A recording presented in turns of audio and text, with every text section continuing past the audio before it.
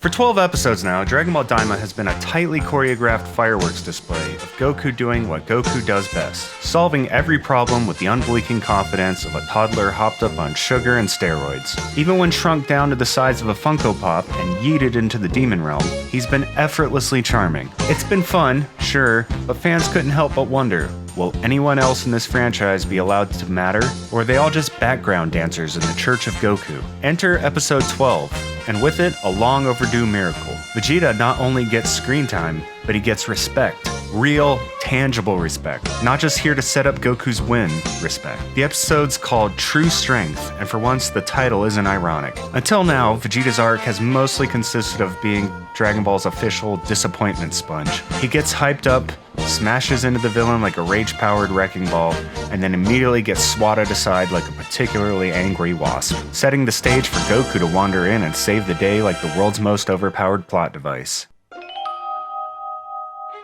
He occasionally gets cool moments, true, but this episode decided to subvert this long-running cosmic joke and instead lets Vegeta shine. Like, really shine.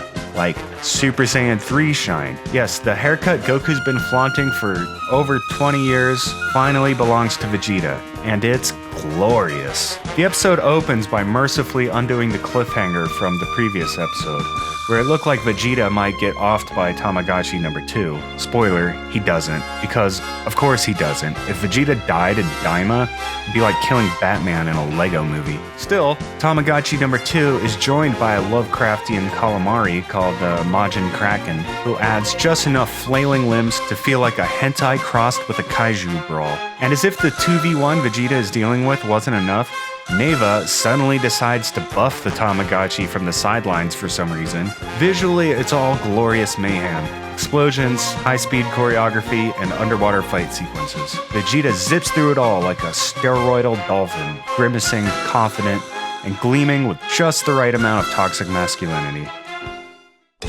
But the real orgasmic payoff is Vegeta's Super Saiyan 3 transformation. A moment so cathartic, it's basically a war crime that we didn't get it sooner. GT skipped it, Super ignored it. Even Heroes, the fan service-fueled fever dream, gave it the cold shoulder. But now, here it is. The long-haired, browless rage monster form fans have waited nearly 30 years to witness. Toriyama finally coughed it up like a long-lodged hairball. And it rules. His version of the transformation isn't a carbon copy of Goku's or Gotenks. It's a jagged, brutish evolution of the form that ditches the ethereal flow for something closer to a spiny death blender. Vegeta looks like a hedgehog that wandered into a nuclear reactor and came out angry, fabulous, and it somehow makes the design feel new again. The transformation sequence itself is something to behold. The artwork here looks to me like it's provided by Yuya Takahashi or maybe Natoshi Shida. It's harder to tell than it was in Super due to Daima's rounder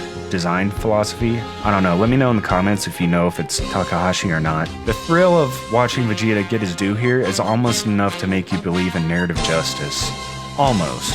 Meanwhile, and this is where things get weird, Daima actually devotes more screen time and narrative weight to Majin Duu's fight with Tamagotchi number 1.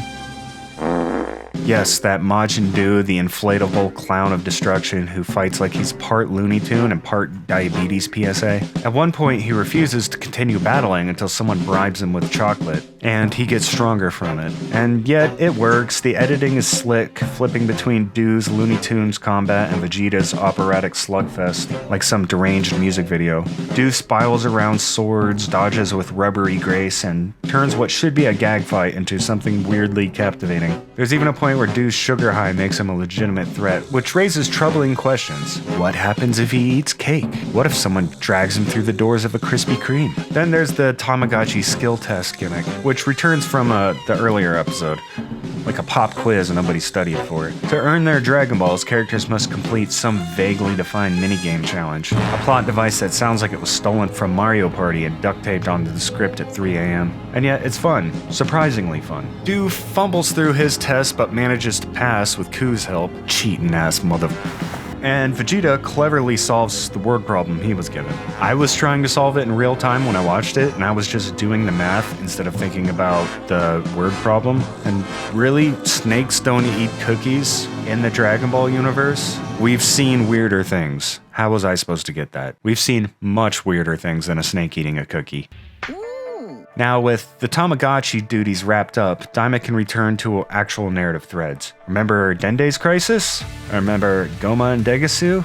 The original villains before they got upstaged by every new antagonist? It's time to drag them out of storage and make something out of them. Evil third eye plot, anyone? Guarantee that's what's on Hybis' belt. Calling it right now. Final verdict? True strength is damn near perfect. My lone complaint, Vegeta's fight, as thrilling as it was, isn't animated quite as creatively as Goku's bout with Tamagotchi number 3. It's a bit insulting that the show treats Doo's candy-fueled nonsense as more important than Vegeta finally reaching a form we should have seen at least by 2015. Still, even if Daima completely loses the plot from here, this episode alone justifies its existence. It's Dragon Ball at its most fist-pumpingly fun. The kind of thing that makes grown adults scream at the screen like caffeinated children in a toy aisle. And for once, Vegeta gets to walk away without a black eye, bruised pride, or Goku casually stealing his thunder.